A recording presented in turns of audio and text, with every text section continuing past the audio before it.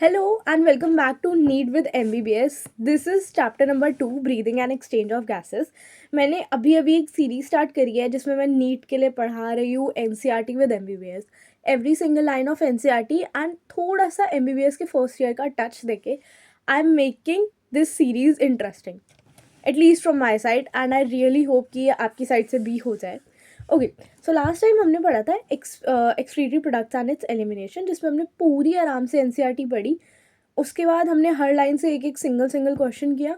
उसके बाद मैंने जो भी फर्स्ट ईयर में पढ़ा था थोड़ा थोड़ा बताया, थोड़े थोड़े इंटरेस्टिंग फैक्ट्स, ताकि थोड़ा सा इंटरेस्ट जगे इस एनसीईआरटी में. एंड लास्ट में डिसऑर्डर्स कंप्लीट करके हमने वो पूरा चैप्टर 3 वीडियोज़ में कंप्लीट कर लिया था. बहुत छोटी छोटी वीडियोज़ थी, 20-20 मिनट्स की, बिकॉज 20 मिनट्स से ज़्यादा तो बैठा नहीं जाता आजकल लोगों से. ओके, तो हम ये भी ऐसे ही रखेंगे 20 minutes, max to max 30 minutes की एक वीडियो. और ये जो चैप्टर है ना, ये छोटा है, तो कंपैरेटिवली 2 वीडियोज़ में ये पूरा चैप्टर कंप्लीट कर लेंगे. ठीक है, तो मैं ना आज एक क्वेश्चन पूछ रहा है मुझे चैप्टर स्टार्ट होने से पहले, और मैं ये बता देती हूँ आज की क्लास में हमें क्या क्या पढ़ना है. सब लोग अपनी एनसीईआरटी खोल के बैठो. मेरे ऊपर बहुत बड़ा एहसान होगा अगर एनसीईआरटी खोल के बैठोगे तो. ठीक है, सबसे पहले इंट्रोडक्शन वाला पैराग्राफ पढ़ना है. इंट्रोडक्शन में से जितने क्वेश्चन आ सकते हैं मैं बता दूंगी. मैंने सारे प्रीवियस ईयर क्वेश्चन करे हैं, मैंने खुद इस एग्ज़ाम की प्रिपरेशन करी है, तो आई नो क्या आ सकता है. ठीक है, उसके बाद respiratory organs, then you have human respiratory system, and the last and the most important thing of this class and of this chapter, that is mechanism of breathing. ठीक है, मैकेनिज्म ऑफ ब्रीदिंग तक आज करेंगे. फिर आगे आपकी respiratory volumes and capacities की, tidal volume कितनी होती है, ये सब कुछ कितने होते हैं, वो हम नेक्स्ट क्लास में करेंगे. ठीक है, so the question of this class is, I want to know what is the ratio of inspiration and expiration. Inspiration is O2 को अंदर लेना, एक्सपिरेशन इज CO2 को बाहर छोड़ना. मेरे को उसका रेशियो जानना है. आई गेस मेजॉरिटी 1:1 आंसर देंगी, but this is the correct answer. 1:2 होता है. लाइक हम जितने में इंस्पायर करते हैं ना, उतने में हम 2 बार एक्सपायर कर लेते हैं. पता है आपको? This is a quite interesting fact of this chapter. Okay, start करते हैं. Breathing and exchange of gases. What exactly breathing is? आप CO2 को अंदर ले रहे हो and I am so sorry, O2 को अंदर ले रहे हो और CO2 को बाहर छोड़ रहे हो. ठीक है, तो ये जो O2 अंदर आ रहा है ना, ये बेसिकली आपके लिए एनर्जी क्रिएट कर रहा है.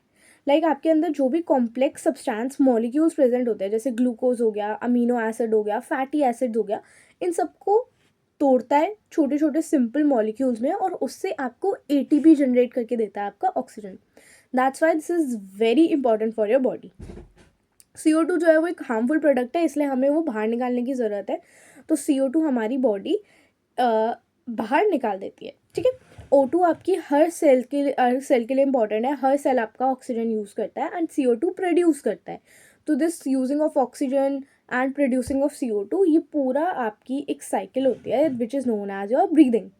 ठीक है, अब एक मिस्टेक जो आपके एनसीईआरटी ने दी हुई है, जो हमने जब भी एनसीईआरटी पढ़ी थी ना, हमारी टीचर्स ने भी यही बताया था. मैं आपको पूरी लाइन पढ़ के बताती हूँ.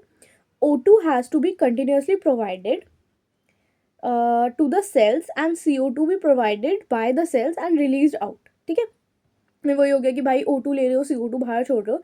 This process of exchange of O2 from the atmosphere and CO2 produce by the cell is called as breathing.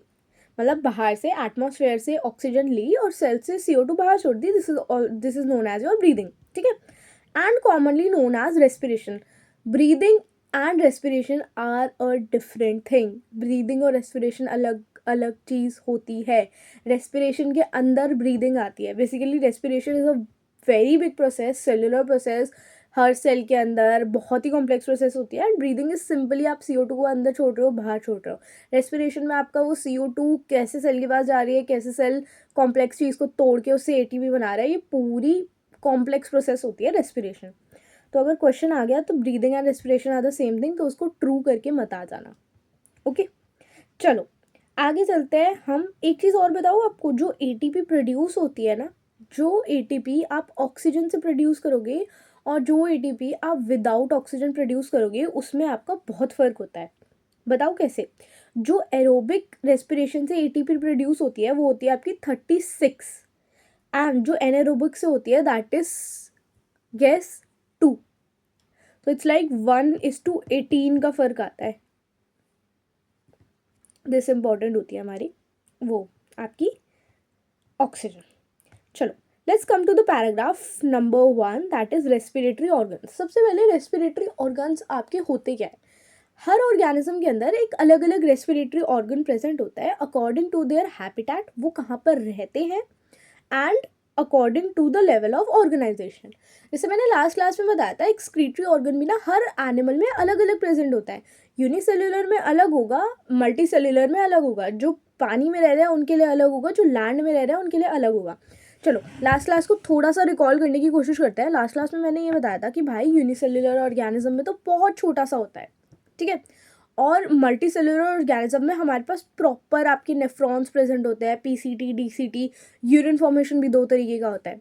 तो सेम एज इन रेस्पिरेशन आपका यूनिसेलुलर ऑर्गेनिज्म के पास क्या होगा, वो तो अपने सरफेस से ही सांस बाहर और अंदर कर लेगा। लाइक सरफेस से जो भी करते हैं बॉडी सरफेस से, that is known as your diffusion, ठीक है। अब ना मैं एक बार आपको थोड़ा सा कॉम्प्लेक्स करके ज़्यादा बता रही हूँ, पूरी एवोल्यूशन आराम से ध्यान से सुनना, एनसीईआरटी इतनी ईजी हो जाएगी, ठीक है। एक बार ध्यान से मेरी पूरी स्टोरी सुनो, ठीक है। सबसे पहले ये डिपेंड करता है एक हैबिटेट आप कहाँ रह रहे हो। आप पानी के अंदर रह रहे हो तो आपका रेस्पिरेटरी ऑर्गन अलग होगा, आप एयर के अंदर रह रहे हो तो अलग होगा, लैंड के अंदर रह रहे हो अलग होगा, पानी और लैंड दोनों में रह रहे हो तो भी अलग होगा, ठीक है। अब आते हैं हम दूसरी चीज़ पे, दैट इज सबसे पहले बहुत छोटे से लाइक यूनिसेलुलर ऑर्गेनिज्म से स्टार्ट करते हैं। Let's take a unicellular organism. Unicellular organism के अंदर क्या होता है कि ना कोई भी ऑर्गन प्रेजेंट नहीं होता। जब सेल ही एक है तो उसके अंदर क्या ऑर्गन प्रेजेंट होगा, ठीक है। तो वो कैसे करता है, डिफ्यूजन, लाइक स्किन के थ्रू ही वो एयर को बाहर भी देता है और एयर अंदर भी लेता है। यूनिसेलुलर हो गया। देन आती है आपकी फिशेस। फिशेस जो होती है ना वो भी 2 तरीके की होती है। One is your bony fish. Bony fish के अंदर हमें पढ़ाया था, थोड़ा सा कॉम्प्लेक्स है, एनसीईआरटी में नहीं लिखा, बस एक बार सुन लो। बोनी फिशेस के अंदर ना एक ऑर्गन प्रेजेंट होता है रेस्पायर करने के लिए, that is named as float.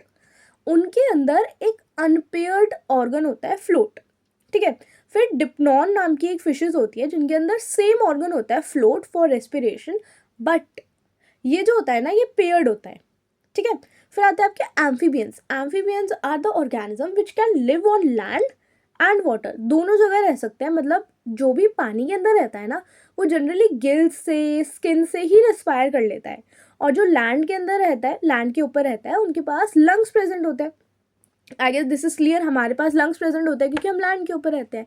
तो एम्फीबियंस के पास, एम्फीबियंस स्किन से भी रेस्पायर कर सकते हैं और उनके पास लंग्स भी प्रेजेंट होते हैं।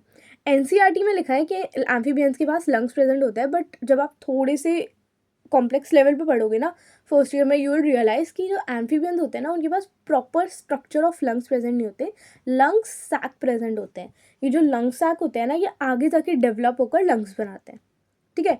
रेप्टाइल्स के पास प्रॉपर लंग्स प्रेजेंट होते हैं। फिर आती है बर्ड्स। बर्ड्स के पास भी अच्छा खासी स्ट्रक्चर्स ऑफ लंग्स होते हैं, बट इनके अंदर सबसे पहले डबल ब्रीदिंग होती है। डबल ब्रीदिंग का कॉन्सेप्ट बहुत प्यारा है यार, बहुत प्यारा है डबल ब्रीदिंग का कॉन्सेप्ट। बहुत मुश्किल लगा मेरे को पहली बारी में, बट एक बार समझ लो, डबल ब्रीदिंग हमेशा के लिए याद रह जाएगा, ठीक है। देन हम आते हैं, हमारे अंदर एल्वियोलर लंग्स प्रेजेंट होता है। एल्वियोलर क्यों, क्योंकि हमारे लंग्स के अंदर एल्वियोली प्रेजेंट होती है।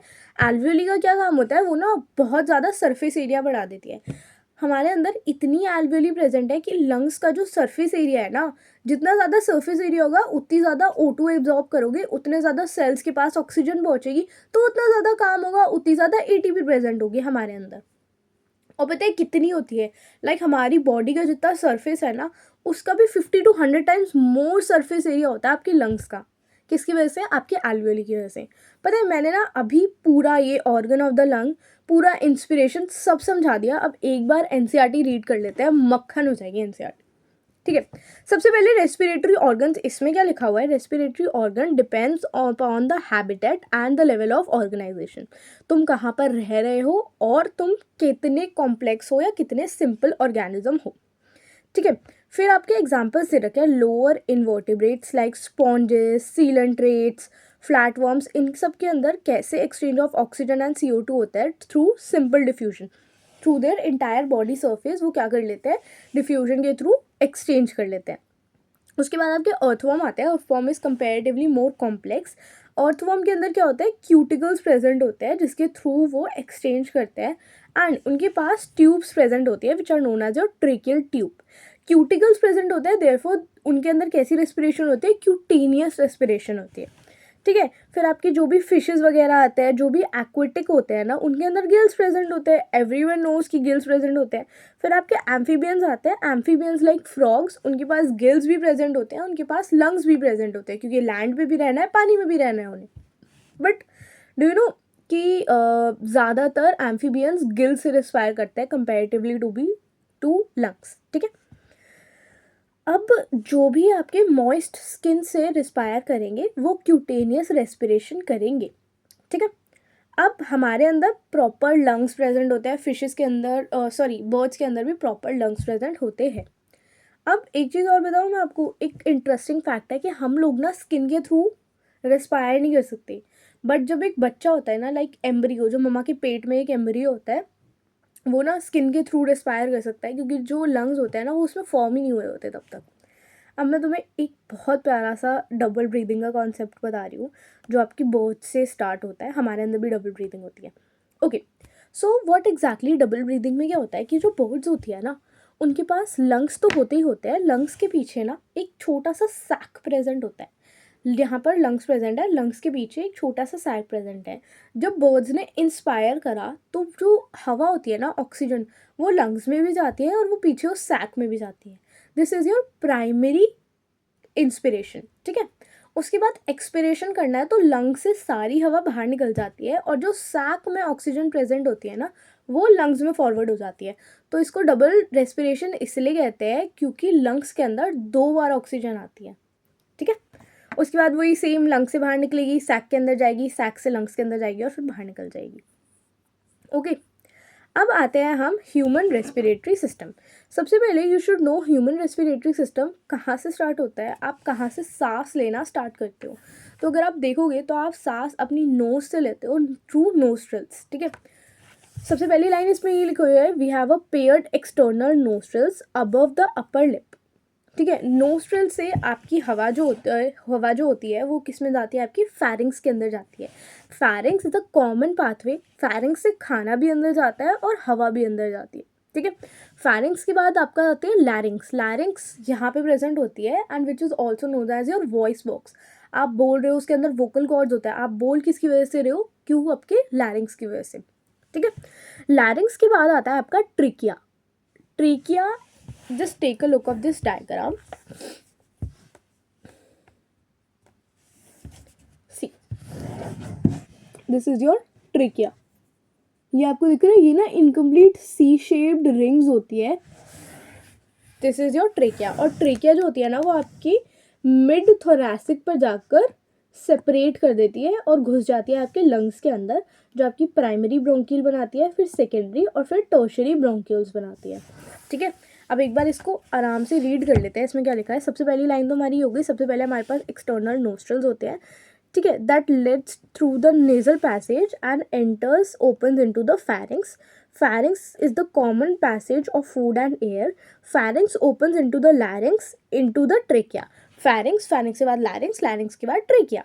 Trachea में जो होता है आपका क्या होता है, इनकम्प्लीट रिंग्स होती है, और larynx is also known as your sound box. अब एक चीज़ आती है कि जब आप खाना swallow कर रहे होते हो ना, तो pharynx से खाना भी जा रहा है, एयर भी जा रही है। एयर आपके larynx के अंदर जाएगी और खाना आपके डाइजेस्टिव सिस्टम के अंदर चला जाएगा। But now the question arises कि यार फैरिंग्स से खाना लैरिंग्स के अंदर भी जा सकता है, तो उसी चीज़ को बचाने के लिए we have a thin what cartilaginous flap which is known as epiglottis. इससे क्वेश्चन आया हुआ है कि भाई थिन इलास्टिक कार्टिलेजनस फ्लैप को क्या बोलते हैं। This is known as your epiglottis, जो प्रिवेंट करता है खाना को लैरिंग्स के अंदर जाने से रोकता है, ठीक है। फिर आती है आपका जो ट्रेकिया होता है ना, वो बाइफर्गेट कर जाता है 5th थोरैसिक वर्टेब्रा पे। इफ़ यू नो, मैंने लास्ट क्लास में भी बताया था कितने वर्टेब्रे होते हैं थोरैसिक में, 12 होते हैं। तो T5 पर वो दोनों लंग्स में डिवाइड हो जाता है। फिर आपकी प्राइमरी ब्रोंकियल आते हैं, सेकेंडरी एंड लास्ट में tertiary. Each bronchial undergo repeated division forming the secondary and tertiary bronchioles and and up in very thin terminal bronchioles. Primary secondary बनाता है, सेकेंडरी टर्शरी बनाता है और टर्शरी टर्मिनल ब्रोंक्यूल्स बनाते हैं। ठीक है, उसके बाद एट द एंड आपके एल्वियोली बनते हैं। हमारे लंग्स एल्वियोलर होते हैं, सिर्फ हमारे लंग में ही एल्वियोली प्रेजेंट होती है, जो आपका एनोनिमस सरफेस एरिया बढ़ा देती है, जिससे आप बहुत ज़्यादा ऑक्सीजन इनहेल कर सकते हो। ठीक है, अब हमें लंग्स को भी प्रोटेक्ट करना है, तो अगर आप यहाँ पर देखोगे लंग्स को, तो लंग्स के बाहर ना एक लेयर दी हुई है प्लूरा की। ये देखो, एक छोटी सी पतली सी लेयर दे रखी है प्लूरा की, जो आपके लंग्स को बचाती है। ठीक है, उसके अंदर प्लूरल फ्लूइड भी प्रेजेंट होता है। वो जो प्लूरल फ्लूइड होता है वो लुब्रिकेशन का काम करता है। ठीक है, अब आते हैं एक्सटर्नल। अब ना दो चीज़ें होती है, दो तरीके के पाथवेज होते हैं लंग्स के अंदर। एक होता है आपका कंडक्टिंग पाथवे, दूसरा होता है आपका एक्सचेंजिंग पाथवे। बहुत ही नाम से पता चल रहा है कि भाई कंडक्टिंग वाला तो एयर को कंडक्ट करेगा एक जगह से दूसरी जगह। तो आपकी नोस्ट्रल से लेके टर्मिनल ब्रोंकियल आपके कंडक्टिंग पाथवे होते हैं, और एक्सचेंज पाथवे होता है आपका एल्वियोली और एल्वियोलर डक्ट आपके एक्सचेंज पाथवे में आते हैं, जिसमें एक्चुअली एक्सचेंज ऑफ गैसेस होती है। समझ में आ गया सबको? एक बार ये लाइन पढ़ के बता दूं, the external nostrils up to the terminal bronchiole comes in conducting pathway, where as alveoli and the alveolar duct from the respiratory और the exchange pathway of the respiratory system. ठीक है, ये जो कंडक्टिंग पाथवे है उसमें आप सांस अंदर लोगे, ह्यूमिडिफाई करोगे, क्लीन करोगे। जो आपके हेयर्स होते हैं नोज़ के अंदर, उनका काम होता है क्या, आपके जो एयर यू आर कंज्यूमिंग उसको क्लियर करके आगे पास करने का। ह्यूमिडिफाई होती है वो एयर, एंड देन टेम्परेचर, हमारी जो बॉडी का टेम्परेचर होता है और जो एयर का टेम्परेचर होता है वो इक्वल नहीं होता, तो उसको इक्वल करने का काम आपका कंडक्टिंग पाथवे करता है। ठीक है, फिर जो एक्सचेंज वाला पाथवे होता है वो डिफ्यूज करेगा और हर सेल तक वो एयर को पहुंचाने का काम करता है आपका exchange pathway. Okay, the lungs are situated in the thoracic chamber. Thoracic chamber में सिचुएटेड होता है आपका, पीछे प्रेजेंट होता है आपका वर्टेब्रल कॉलम, आगे आपकी स्टर्नम प्रेजेंट होती है, एंड साइड में आपकी रिब्स प्रेजेंट होती है। ओके, और most important thing that is, हमारे पास ना कुछ एक्सेसरी ऑर्गन्स भी होते हैं। जैसे लंग्स तो हमारा प्राइमरी ऑर्गन हो गया, बट हमारे पास जैसे एक्सक्रीटरी सिस्टम में हमारे पास प्राइमरी ऑर्गन किडनी था ना, यहाँ पर हमारे पास लंग्स होता है एज अ प्राइमरी ऑर्गन। उसके अलावा हमारे पास diaphragm is also an accessory organ for respiration. Okay, अब डायफ्राम कैसे काम आता है ना, ये हम मैकेनिज्म ऑफ ब्रीदिंग में पढ़ेंगे। उसके बाद मैं आपको एक बार पूरी प्रोसेस बता रही हूँ स्टेप बाय स्टेप। ब्रीदिंग में क्या होता है, atmospheric air is drawn and CO2 rich alveolar air is released. First point clear हो गया। सेकंड, डिफ्यूजन होता है कहाँ पर, आपके एल्वियोलर मेम्ब्रेन के अंदर। उसके बाद ये जो O2 है वो ट्रांसपोर्ट होती है बाय द ब्लड। डिफ्यूजन होती है O2 की कहाँ पे, आपके हर ब्लड के टिश्यूज के बीच में। CO2 बाहर आती है, utilisation of O2 by the cells for the catabolic reaction, ATP बनाने के लिए, जो भी तोड़ना है तोड़ने के लिए। उसके बाद CO2 रिलीज हो जाती है, and this process is called as cellular respiration. सबको समझ में आ गई? एक बार वापस से कर लेते हैं। ब्रीदिंग में सबसे पहले आपने एटमॉस्फेयर से O2 ली, फिर आपके ब्लड के अंदर गई, डिफ्यूज़ सबसे पहले आपने O2 ली, फिर आपके एल्वियोलर मेम्ब्रेन में गई, फिर ब्लड से आपके हर सेल पे गई, सेल्स और ब्लड में डिफ्यूजन हुआ, O2 यूज़ करी, और फिर CO2 जो थी वो बाहर रिलीज़ कर दी। This is all about your respiration. अब आती है बात कि भाई तुमने ये तो बता दिया, मेरे को ये बता दो मैकेनिज्म ऑफ ब्रीदिंग कैसे होती है। सबसे पहले आपको ये पता होना चाहिए, इंस्पिरेशन ऑक्सीजन को अंदर लेना होता है, इनहेल करना होता है, एक्सपिरेशन CO2 को बाहर रखना होता है। ठीक है, एक्सहेलेशन।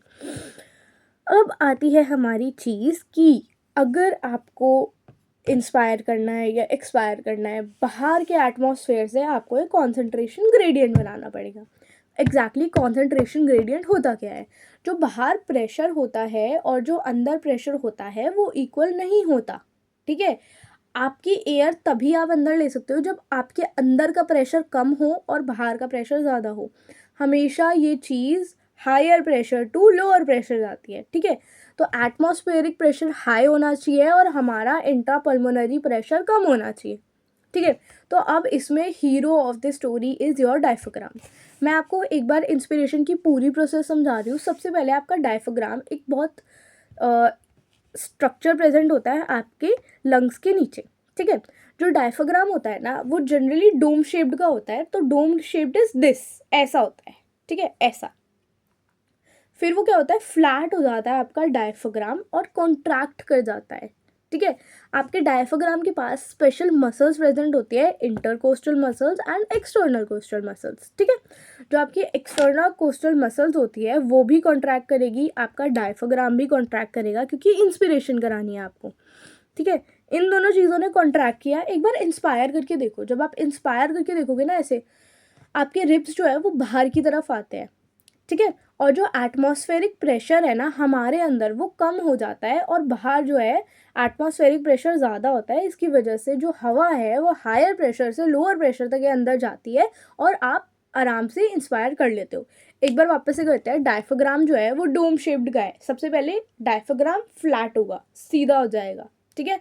दो मसल्स होती है, इंटरकोस्टल मसल्स और एक्सटर्नल कोस्टल मसल्स, ठीक है।